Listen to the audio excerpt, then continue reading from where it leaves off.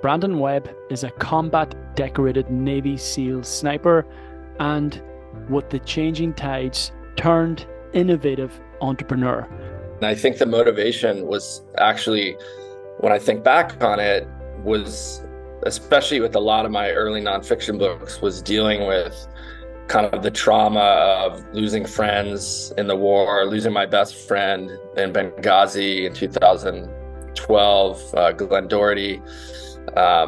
It was just an outlet for me, a positive outlet for me to deal with a lot of this frustration and trauma that I had dealt with or was still processing. During his last tour as a US Navy chief, he was head instructor at the SEAL Sniper School, which produced some of America's most legendary snipers. Now, for the first time in my life, I'd lost a business, I was divorced, sitting alone in a house, with no family, and I started writing. Brandon is a multiple New York Times best-selling author, entrepreneur, and Harvard Business School alumni. How do you move forward? One of the basic things we did was... So Brandon, absolutely honored, delighted to have you in this Modern Warrior podcast. We've been trying to make this happen for a period of time and delighted that we finally made it. And I know you've been busy promoting your new book, Blind Fear, but this is not the first book you've written. I believe you've published 14 now. And I was looking through your website at all these books, which all seem incredible. Some thrillers, some true stories. And out of all of those books that you've written so far, because there's more to come, out of the ones you've written so far, which one has meant the most to you, or which one was your favorite out of those 14 so far? I would say I'm going to break them down how I like to categorize music and movies by kind of genre. So I would say, and I'll keep it simple, nonfiction, fiction. So nonfiction being books about real life, I would say Mastering Fear, which was inspired by one of your earlier guests, Kamal Ravikant. I don't know if he talked about that book at all. That book really had to do with a lot of what helped me in my own life and adversity, and then applying the same principles of mental management and positive psychology, which I learned as a Navy SEAL sniper instructor when I was running the sniper program from 2003 to 2006. I used that on Kamal. Kamal, extremely successful guy, one of my favorite human beings, came to me and said, look, I want to learn how to swim. My parents never taught me. I can only imagine how that is. I remember he even told me about this pool party in New York, out in the Hamptons, where all the New Yorkers go in the summer, right? Not the poor New Yorkers, very wealthy. He wouldn't be hanging around there now. Yeah. And there's this pool party, and it creates this stress for him, like, because everyone's jumping in and swimming, enjoying, and I think Kamal was just at a point in his life where he's like, okay, I got to get over this. So I said, look, give me a week, and I'll teach you how to swim. And I think Kamal's initial reaction was like, oh, Brandon's this, former SEAL. He's just going to like chuck me in the pool and yell at me. No, that's not what I did at all. And I spent a week with him and applied these very tiny steps, but meaningful and purposeful, and then gave him visualization homework every night.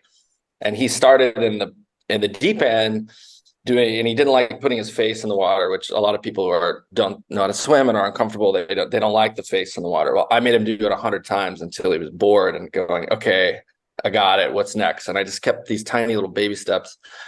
By the end of the week, he could swim. Like he's not going to try out for the Olympic trials or go to the Olympic trials for swimming, but Kamal could swim and he was comfortable. And rather grab for the edge, I taught him to float on his back and kind of get his breath and composure. And he did a phenomenal job. And he said to me on the subway ride back, this was in New York when we were both living in the city, he said, Brandon, you have to write a book about this. You changed my life. Like, I can't believe what you did to me. Like, you got in my head and you dealt with with issues, instead of just like trying to teach me the strokes, you really got in my head and showed me the power of mental management. And so that's my favorite nonfiction book, because I think it's helped the most people. It's been translated into as many languages as my first book, The Red Circle, which is more about my life story. But I like Mastering Fear because I still to this day get DMs on Instagram and social media from people that say how much the book has helped them overcome a fear, change a relationship, change career. Has there been a story or a DM there that's stuck with you? Yeah, I had a woman from Russia recently who was kind of dealing with the Ukraine war and being trapped inside Russia and just all of that. And she said, without this book, she wouldn't know what she would do and how to kind of process what's going on. So that was probably the most recent one. And then I would say, I wrote a bunch of nonfiction, and I like nonfiction, and I'm working on a new concept we can maybe talk about later, about kind of mental toughness and how to sustain that across a lifetime.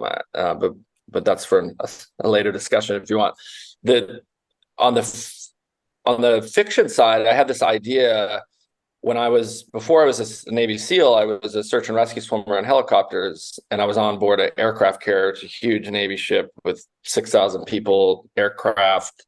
It's like a floating city. And we had a sexual predator on the boat. He had assaulted 7 women and never got caught. And it just, that stuck with me, being a fan of Silence of the Lambs and Hannibal Lecter. And I was like, man, imagine if it was, rather than a sexual predator, if it was a serial killer, because on the aircraft carrier or a military ship like that, there's no FBI, there's no mechanism for solving complex crime. So I'd imagine like a very smart criminal could really exploit that. So I had this story in my mind. And the other thing was the captain of the Abraham Lincoln, the aircraft carrier I was on, was a really, really bad leader. I talk about that in the Red Circle. And so when I wrote, I had this idea, and I pulled in a friend of mine, John Mann, him and I have written a bunch of books together. I said, John, you got to help me finish this. I had started it, writing it. Neither of us had written fiction before, and it's very different than nonfiction. And so I finally, after 10 years, I wrangled him in to help me finish this thing. And what I like about Steel Fear is, and especially for your audience, I think Steel Fear, it's an amazing kind of Jason Bourne-like thriller, and it's a hero's origin story. And our hero, I don't want to spoil it for the listeners, but it also is a book about leadership. One of my favorite writers was James Michener. As a kid growing up on a sailboat with no television, I love Michener because he tells these incredible epics he wrote a book called Hawaii, which was essentially a history of Hawaii and the founding of Hawaii, how the Polynesians came up from Polynesia and sailing canoes and settled on Hawaii. Then later the Americans came. But I was like, man, history books should be like this. It should be this entertaining, because he's writing this incredible story about history, and it's based on true fact, but it teaches you history, but at the same time, it's an entertaining story.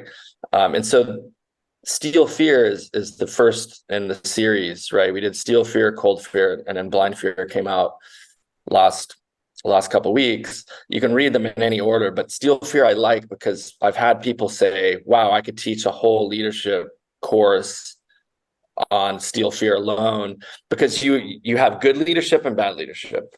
And something I like to do, even in my fiction books, is teach. I love being a teacher in the military. And I think that, there's a lot of opportunities. If you're going to tell a good story, you might as well kind of teach a lesson. And one of my favorite authors, again, is Ayn Rand, right? People are obsessed with her philosophy, and I identify with her philosophy quite a bit. And you read her book like Atlas Shrugged, and everything she described in that book, I don't know when it was written, but probably I would say 50s or 60s, you could take a chapter out of that and look what's happening to the American government right now and how dysfunctional it is, and how these people are so out of touch with the reality on both sides of the political parties. But anyway, that's a very long answer. Those are my two favorite books that I've read. No, we love that, love long answers here, so it's all good, man. Uh, have you been able to identify what's inspired you, or what the sort of driving source is for you when it comes to writing all these books? Because it is a lot of books, it is a lot of writing, it's a lot of effort, it's a lot of time, it's a lot of discipline, dedication, commitment. What's the drive there for you to actually continue pursuing this? I think the first time I remember writing, like purposefully, was I saw on the news. It's when I was out of the military, and I left the military in 2006, and I really just want to spend more time with my kids. And I was at the time trying to save my marriage. Thankfully, marriage ended on good terms, and I have a good relationship with their mom. But I remember I'd lost a business, and I was just like, what do I do with my life? I had all this success and achieved everything I'd set out to, except now for the first time in my life, I'd lost a business. I was divorced, sitting alone in a house, with no family. And I started writing. I saw on the news, if your listeners remember, back when the Navy SEAL snipers rescued Captain Phillips, the pirates off Somalia, took him hostage, and they took out the pirates in a coordinated shot. And so I wrote this fictional account of what that would have been like. And I sent it to some magazines, and I think FHM in the UK picked it up and paid me for it and said, hey, keep it coming. And that was the first time I had done any writing like that. And it was, I had a few friends like, wow, that's crazy. Like you're not, that doesn't happen to many people. And so it just gave me a little bit of encouragement to keep writing. And I think the motivation was actually, when I think back on it, was, especially with a lot of my early nonfiction books, was dealing with kind of the trauma of losing friends in the war, losing my best friend in Benghazi in 2012, Glenn Doherty. It was just an outlet for me, a positive outlet for me to deal with a lot of this frustration and trauma that I had dealt with or was still processing, and so and then I realized, wow, this is something I actually enjoy and I'm good at, and so I just kept going. You've written a book on Benghazi as well, haven't you? I'd imagine that was a very difficult and yet therapeutic piece of writing. Yeah, for sure. I was pissed, man. I mean, I just was on a podcast last week talking about this. I was really upset because it was during Obama's second term election. So it's when Benghazi went down, the two Americans were killed, Ty Woods and my friend Glenn Doherty, rescuing everyone from the State Department compound in Benghazi, with the exception of the Ambassador Stevens, who suffocated by smoke inhalation.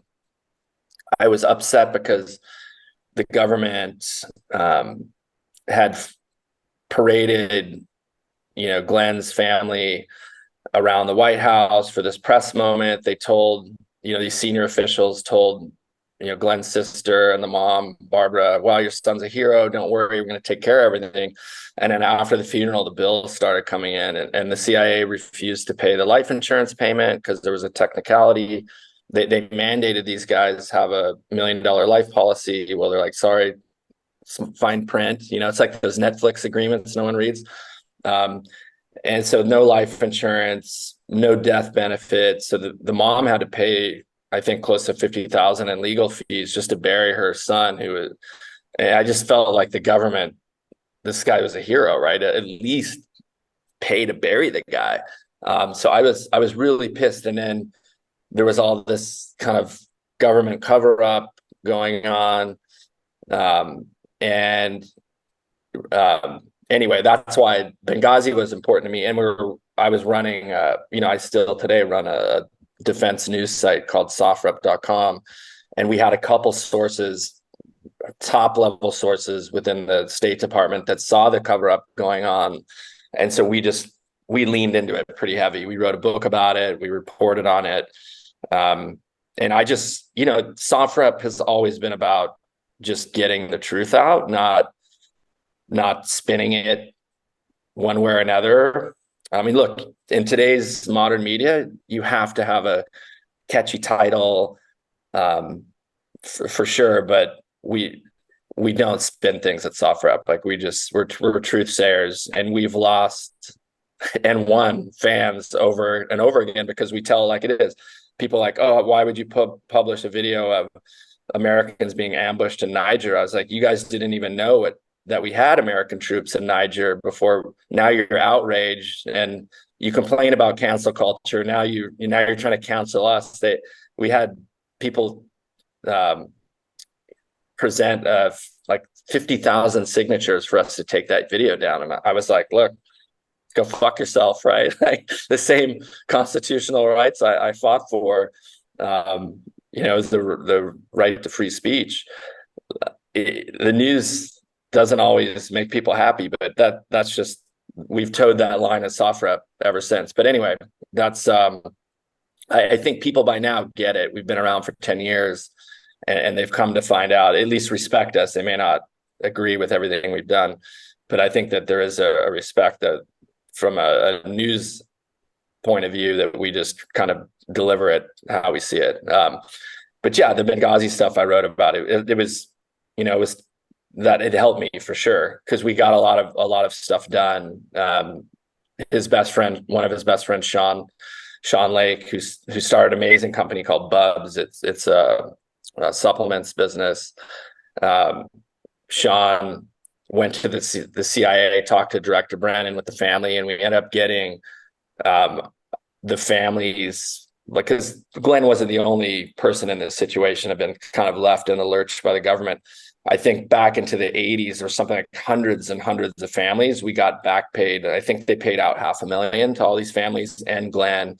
So it did have a silver lining. But that's the thing. That's the beautiful thing about America. It is a country, even though we have our issues now, it's still a country where if the citizens really do get together, they can make a difference. And so, we got that done. I think overall, I kind of put that in the past now. It was a tough loss, but some good came of it. Yeah, the power of people, the power of perseverance. And Yeah. Was Benghazi written then, do you feel, from a perspective of exposing the government's downfalls, or was it written to help you process the pain of losing your best friend, or was it both? I think it was both. I think because we were seeing that it was everyone wanted to just pin the blame on Hillary Clinton, because at the time she was the head of the Department of State. But in reality, it wasn't. She's kind of a figurehead of the Department of State. She's really not. Call her the CEO or maybe even like a chairman of the board would be a more of a good comparison. Where the guy really running it, this Patrick Kennedy, he's like this career bureaucrat that's just thrown everybody under the bus to kind of rise to the top in true Game of Thrones fashion. It's just like slitting people's throats. This guy is a bad guy, and it was really him that had ignored these multiple security requests in Benghazi, and it just became complacent and almost, I would say, just completely incompetent. And so it was him and Hillary trying to, because she was right in the middle of this mess of this reelection, and they were trying to just use it as a chink in the armor to go after Obama. And it was just like, okay, we got to tell the true story. They're trying to, they withheld the ambassador's laptop for 30 days to scrub it before they turned it over to the FBI. This was Kennedy and Hillary Clinton. It's like all this stuff that was happening. And we were talking directly to people that had their hands on the laptop. Our sourcing was great. We published Ambassador Stevens' personal handwritten diary, with the last entry was never-ending security threats, ... So we just really wanted to tell the story of what happened, because people were confused. Like, why are we in Benghazi? Why did America help kind of overthrow Gaddafi? And now it's still today, Libya is a failed state, right? And so we just wanted to get the truth out there. And at the same time, I was pissed. I wanted to hold people accountable for this negligence. And the shameful thing is, and this is kind of something I've written about recently on sofrep, is look at the pullout from Afghanistan.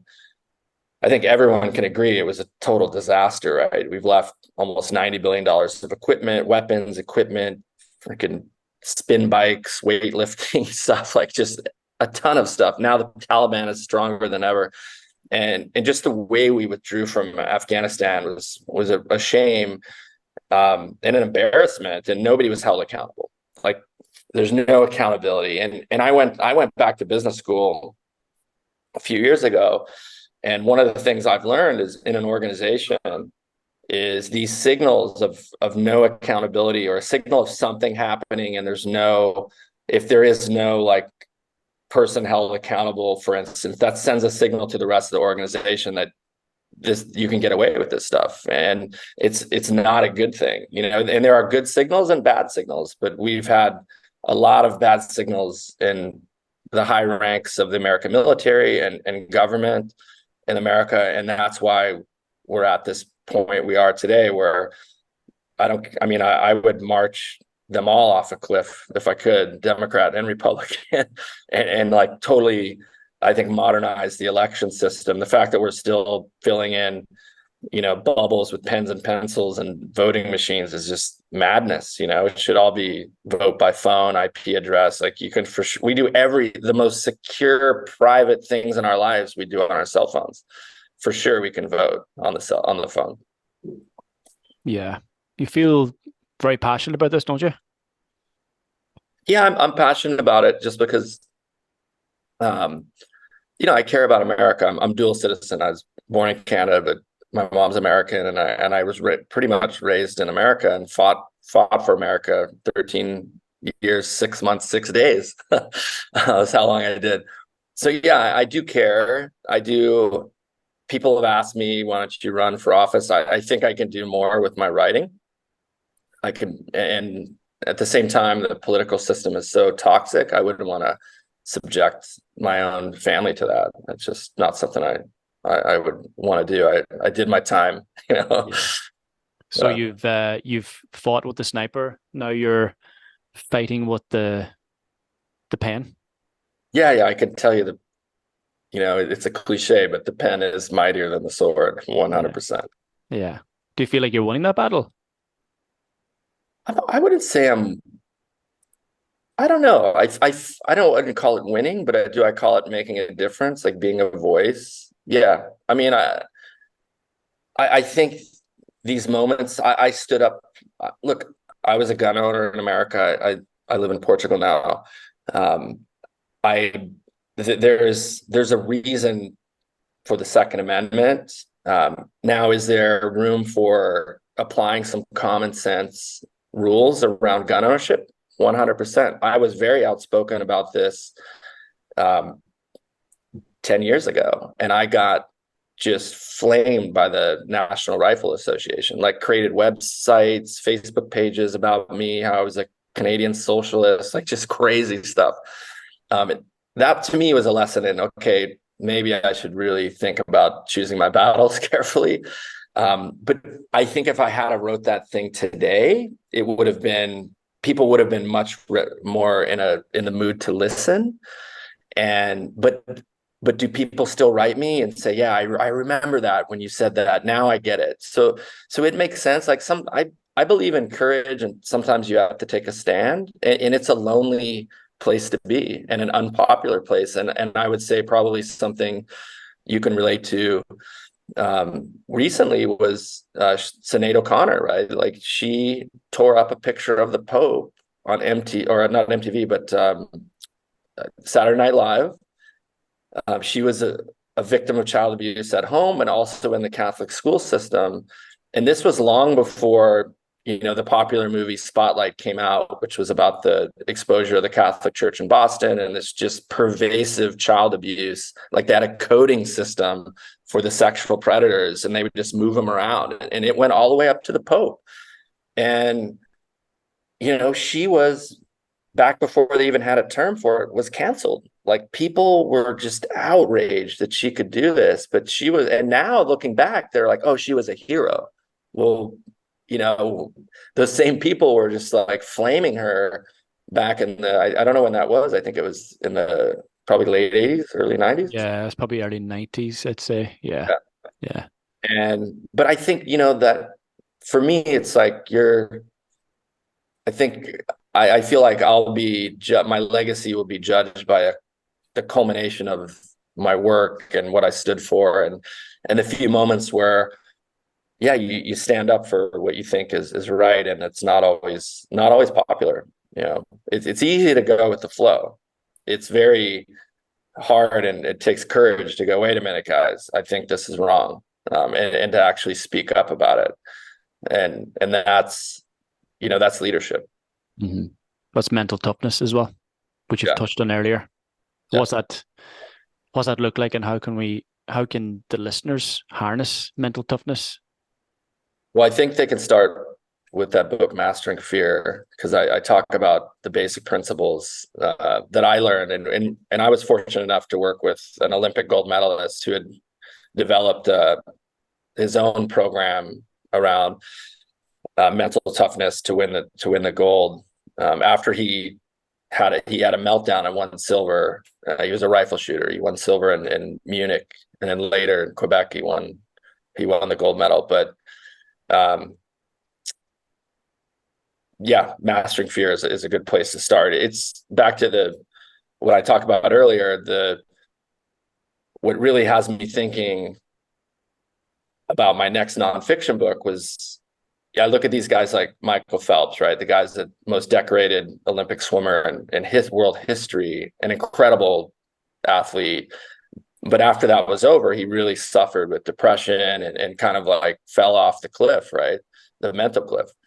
And I think he's been a really good ambassador for speaking out against mental health. But I look at guys in my own community, from the Navy SEAL community, that these guys I would love to operate with and go chase bad guys with, but now they transition and they're struggling. They lost this identity, and then a lot of them go to a very dark place. And you see this in many fields, whether it's professional sports, business, where people get to the top, but they just flame out and then they're gone. So my thing is, okay, what are the traits and the habits of the people that are able to sustain this for a lifetime, to just run the long game, right? Like, you look at Elon Musk, Steve Jobs, Warren Buffett, these other athletes out there like Michael Jordan, right? Just A game all the time for life. And so that's something I'm thinking about. And my next book is about, it's called Invisible Dominance. That's the working title, because I think that it's extremely valuable to really teach people this. And look, I think it's important to read, but a lot of this stuff I've seen in that category, we won't mention, that you said it's been overdone, right? People are just regurgitating bullshit, and it's like, oh, get up at 5:30 and crush it, do this, do that. Well, it's a lot more than that. One of the best business books I've read is The Hard Thing About Hard Things.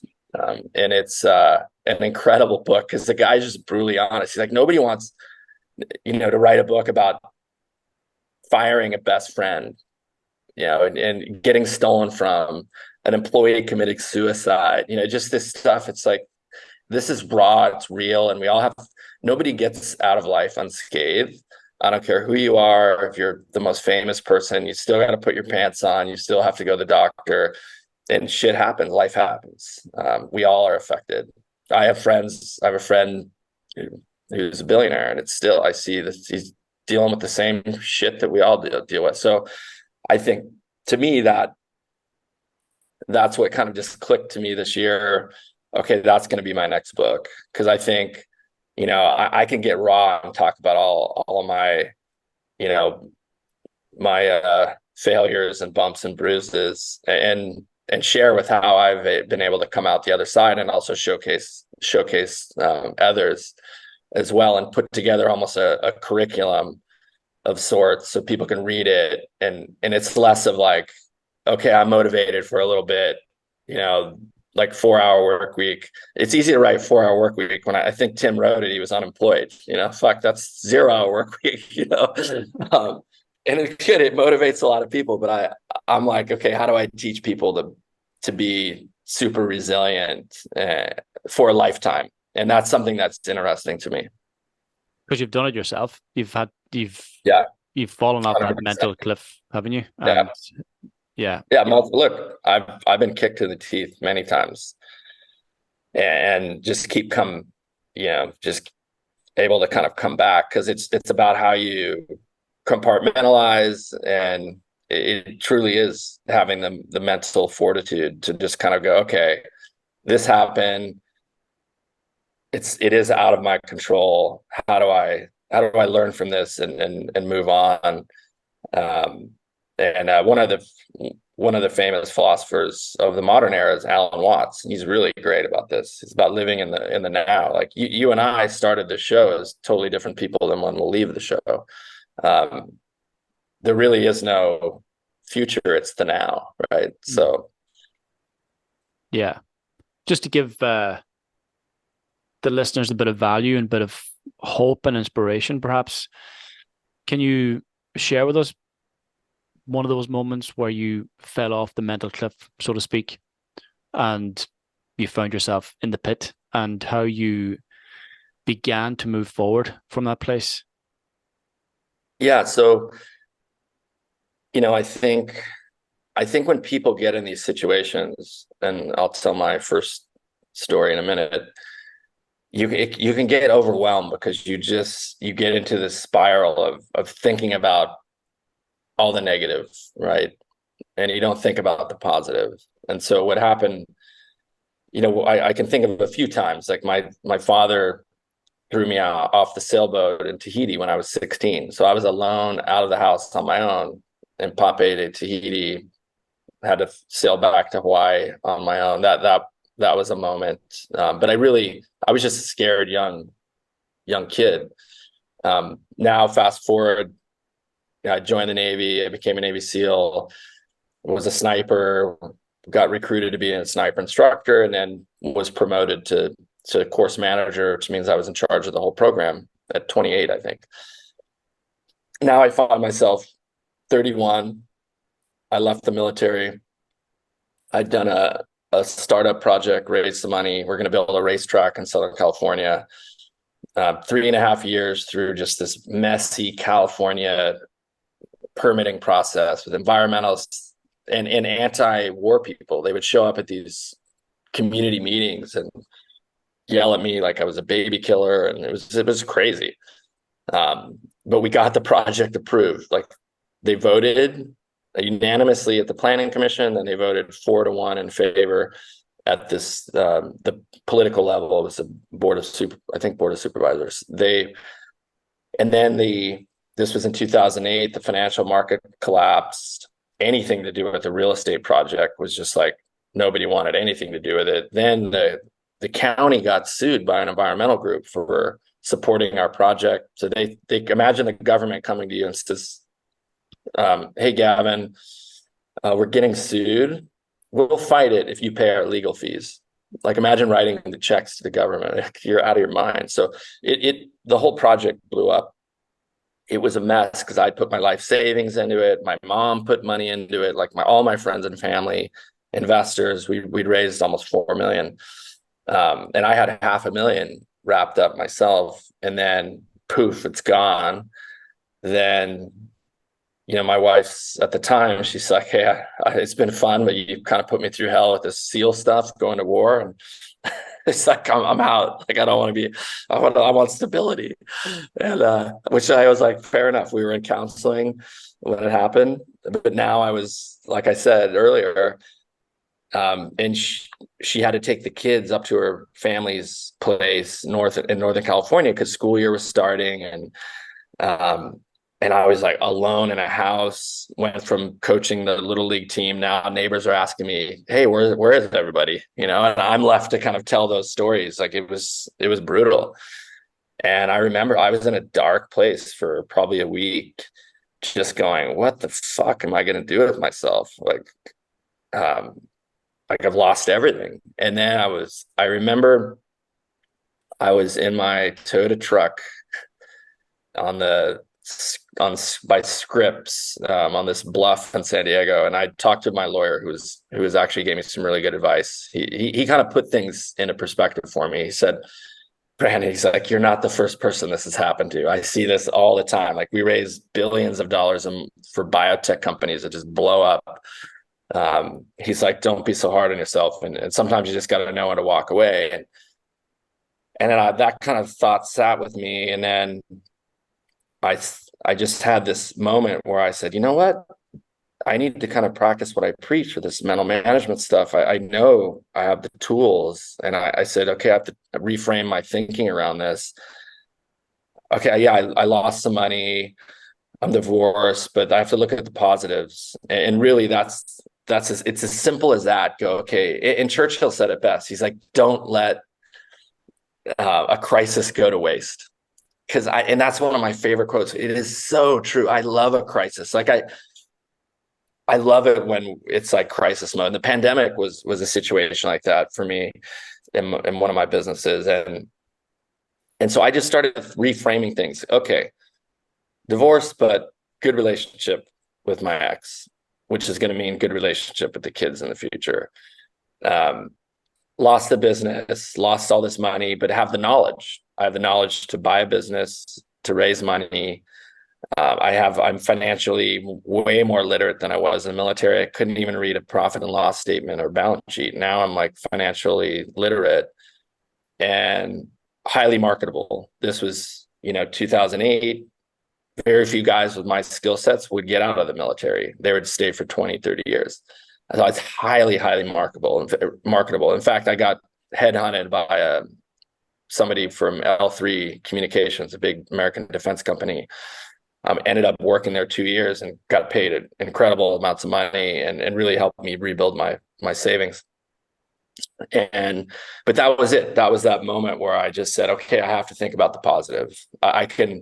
There just literally is no reason to think about the negative, right? Like imagine you're like 100 meters from the summit of Everest and the storm's moving in, and you're like, okay, I'm gonna have to go all the way to the bottom. But it's just like these moments come around and you just have to like accept that whatever it is, and how do you focus on the next step and moving forward? Like how do you move forward? And that's where the positive thinking comes in. And nobody also, we've all been in this point where you've been around the complainers, whether it's in a sports team or a group project, and you're just like, man, you're just like, that doesn't do anybody any good. Like, what good is that doing just complaining about it and telling us how we're going to fail?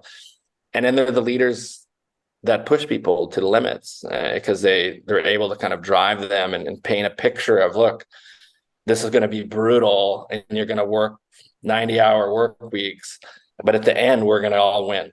And this is going to be worth it because we're going to make something meaningful and change the world. And those are the kind of leaders you want to be around. And there are people that do get at positions of leadership who lead by fear, and Trump is one of those leaders.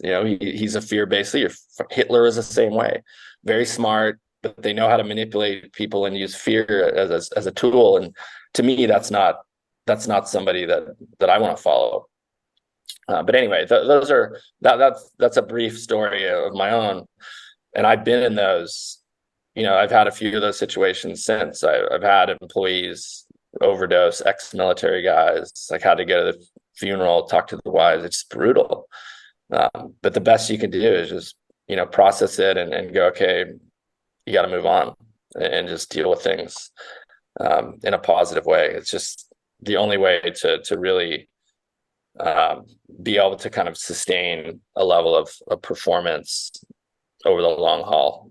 And you got to quit. You do have to quit people too. Relationships, whether they're family members or friends, that who you hang out with makes a huge difference Mm-hmm. on your life. Do you feel you've cultivated this level of tenacity and toughness and courage through your years in the military, or do you think you've always had this within? Has this been something that's been ingrained in you from early age?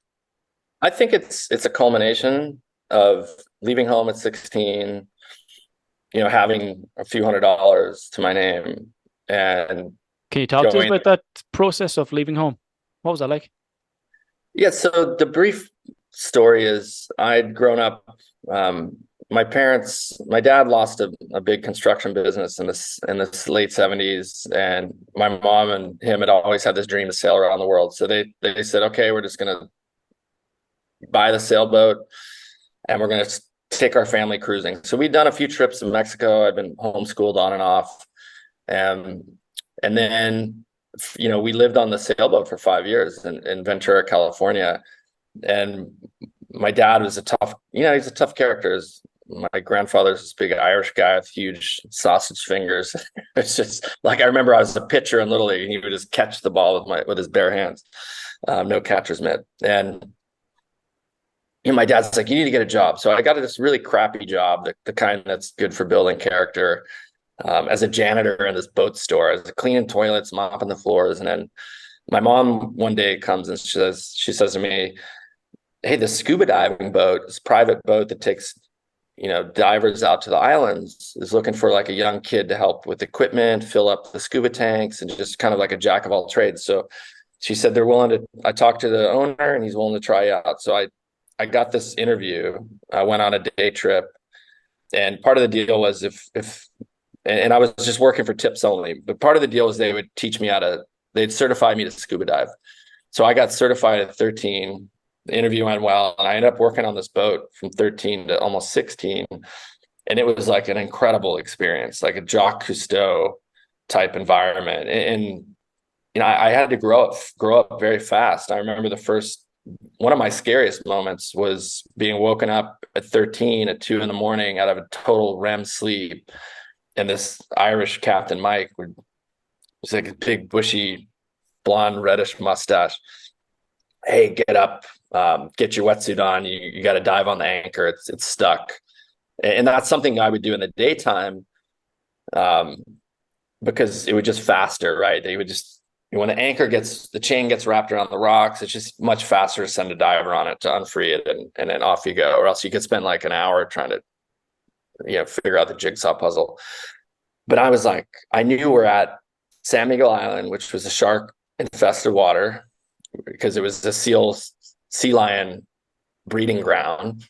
It's 2 a.m. Visibility is shit, which means you can probably see like a foot in front of your face. I'm like 13 and I'm thinking all this in my head, like, you want me to do what? Like, and I was just like getting out of bed and slowly getting my wetsuit on, and all this is like in my head, right? And this is like a lot of people, I think, deal with this with fears and career change. They make up this crazy story, and we're good at doing that.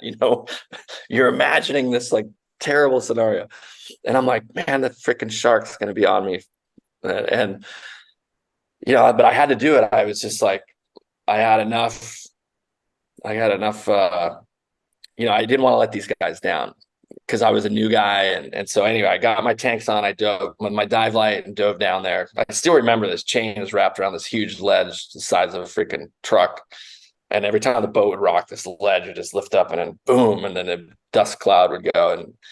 And I was seeing like sea lions buzz by me with the bioluminescence, and I just had my dive light just shining into the murky water. And I got down there, I blew the bubble. I just shot a bunch of bubbles up to let them know to pay out the chain, and swam around and unfreed it, got up, and I was like, okay, that wasn't as bad as I thought it was going to be. And I feel like that's the moral of the story, right? It's like never as bad as we think it's going to be. But that was like my first moment of really overcoming fear and dealing with it. And then fast forward, my dad says, we're going to take the trip. And I have immense respect, even though my dad and I have disagreed on many things. We're still close to this day. But he was like, I don't want to be the guy talking about sailing around the world and never doing it, because there are those people in the harbor. They're always talking. They're living on the boat, talking about the dream and listening to Jimmy Buffett song, and they never untie the boat, right? So he's like, we're fucking doing it. And I was like, man, by then I'm almost 16. I'm making good money. I'm during lobster season trading my lobster to the local sushi restaurant. I have like $500 of credit. I got dive gear. I'm sponsored by the dive shop. I was living a good life, like had tons of money. All I wanted to do is get my driver's license and go chase girls with my friends. And my dad's like, we're going on this trip. And I was like, the last thing I want to do is go on this trip to New Zealand. And anyway, I get on the boat, had a fun time in Mexico. Then we went from Acapulco to the Marquesas Islands, which is the first group of islands in the French Polynesia. It goes Marquesas, the Tuamotus, atolls, where the French used to test the bomb, and then the Society Islands, which is Tahiti, Moorea, Bora Bora. I made it to. My dad and I started arguing about seamanship in the South Pacific, and it just blew up. Like it was like having two captains on a boat. And my mom years later said, look, the thing that your dad and I realized was you were right in most cases, but it drove your dad crazy, and I think this is, again, another learning experience, right? Reflecting back on this, you can't have two captains. Like I always laugh when I see co-CEO. I'm like, come on, there's one captain of the ship, like one person. I don't care who he is, male, female, transgender or whatever. It's like one person is in charge, right? There can be only one person in charge. And you have, and I learned that lesson in Tahiti. My dad sat me down. We almost went, it almost got physical. We had a big blowout. And he's like, look, son, obviously you don't want to be here. I think the best thing for the family is, call your old boss and see if you can get your job back. And then we'll figure out how you get home from here. And so I left. I grabbed a backpack. I found a boat a catamaran sailing to Hawaii, to Hilo. They needed help crewing. I grabbed a backpack, a couple $100 of my own money, and off I went, and never looked back. I mean, and I'll be honest, like probably first 3 nights cried like a baby, like what the hell did I just do? Yeah. But then you just like, it's over. It's time to move on, Yeah, it's amazing how that experience would have transferred itself into your life going forward, where like you're ultimately completely alone there, aren't you? Yeah. And you've had those periods later on in your life where you're completely alone, but it's okay. Yeah.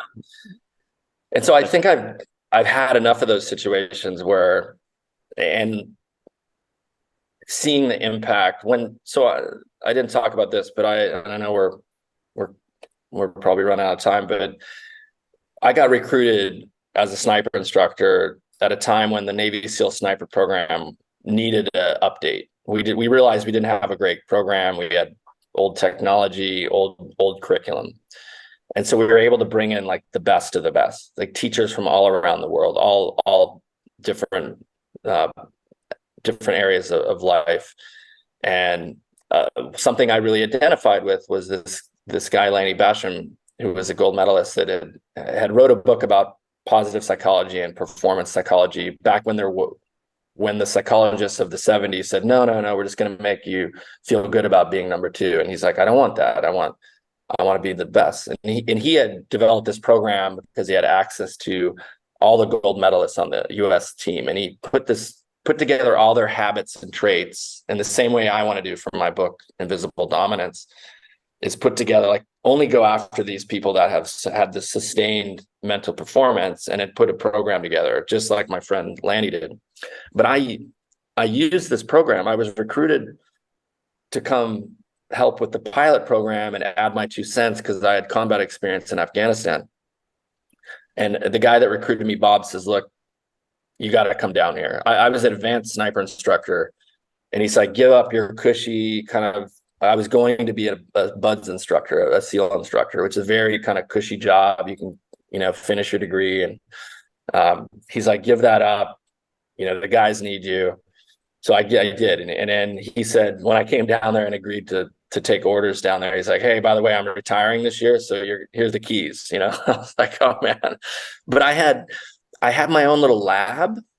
And I remember teaching, like putting out their curriculum and said, look, guys, one of the basic things we did was no more negative feedback as an instructor. If you see a student making a mistake, I don't want you just yelling at him like a drill instructor and pointing out all these mistakes, because what you're really doing is you're programming him for failure.